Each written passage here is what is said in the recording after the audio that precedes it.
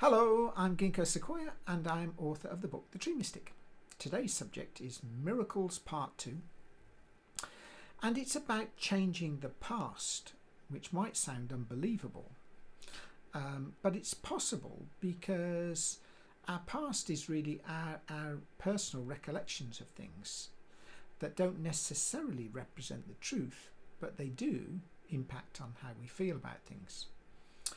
In this example, Apolline, one of the volunteers, is with Solly the Tree Mystic, and he's promised her that he can change her past, which was unhappy and is impacting on her future happiness, because she felt that she was overlooked by her parents, who did not value her and did not give her any recognition, and in her eyes favoured her sisters. Now, as a result of that, Apolline not only feels that she was unloved, she consequently feels it difficult to love other people as well, i.e. she does not see herself as a loving person. So he's promising to change that. It starts as follows. Okay, Apolline, come with me. On the way, Solly took a detour to the main house. He grabbed some candles, incense, cushions and a portable music player. Then they followed the winding path to where the tree frogs lived. Solly scattered the cushions, placed the candles in a circle and told Apolline to sit down in the middle. When the music mirrored the moon and persuaded the candles to dance, he sat down opposite her. Now their bare knees were almost touching. Close your eyes, Apolline. Silence your thoughts for a minute. Absorb the music and the incense. Now, I want you to think about someone that you used to love who is no longer here. Imagine holding a memory or a photograph of them. Then bring them nearer to you. Imagine giving them your deepest love. Apolline's grandmother came to mind. Tiny, frail but strong. Hand-knitted shawls, baked apples, kind words, patience. Apolline twirled her grandmother's snowy white curly hair around one of her fingers. The candles began to flicker. Apolline's heart began to flicker too. The love that they had once shared was once again shining brightly. Now, Apolline, I would like you to think of someone that is around today who needs some loving, who would benefit from your loving. Someone overlooked or down on their luck.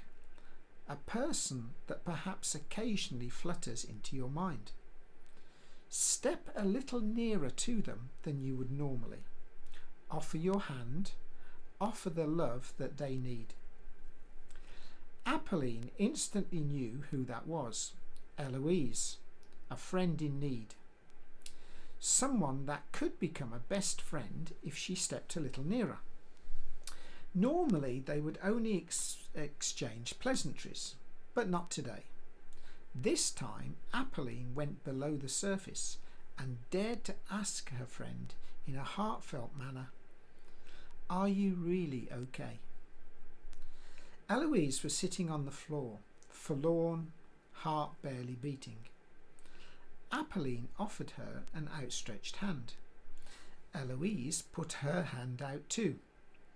They entwined their fingers and gripped each other's thumbs. For a few minutes, they also shared each other's feelings. They also shared some love. The next time Apolline heard a voice, it was the moon's. Now, Apolline, I want you to imagine yourself when you were very young, when you were innocent of all things.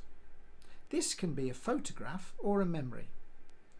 When you have that image of yourself as a young girl, I want you to know something.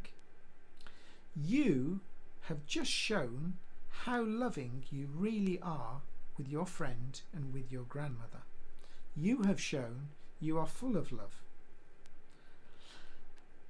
I want you to realize that as a loving person,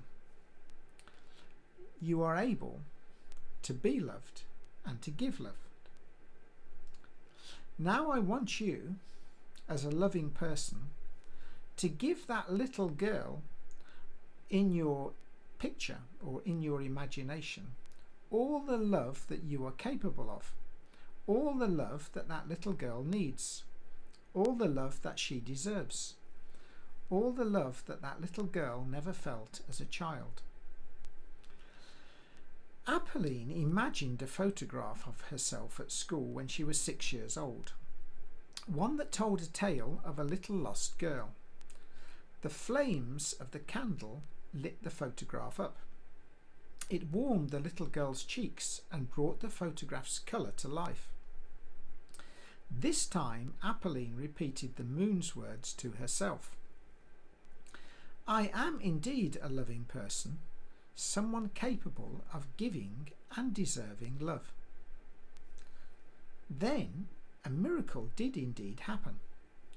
A boulder that could not be moved did more than just roll away. The immovable boulder that says, we cannot give love until we can receive love, but we cannot receive love until we can give love, turned into dust. Apolline put her arms around the little girl and they hugged each other. Then they kissed each other. They held hands and danced in a circle with abandon. An abandon that Apolline had never experienced before. This was not the unloved little girl that Apolline knew. The overlooked and unhappy girl was now smiling in a way that she never had before. The past had changed. Now there would be a bright future. The music stopped. Apolline felt Solly's hand gently brush her cheek. Oh my God, Solly, what did you just do? You performed another miracle. You really did change the past. No, Apolline, you did it. Never forget, all the miracles that you need to perform are within you. That's all of that little extract. And you'll hear in the book the story of Apolline's, perhaps let's call it tragic childhood, brought up by her parents, in her view, who didn't care for her and overlooked her, and the misery that caused her in later life. And of course there are more miracles that Solly will perform like that one that really are possible, that you can learn about.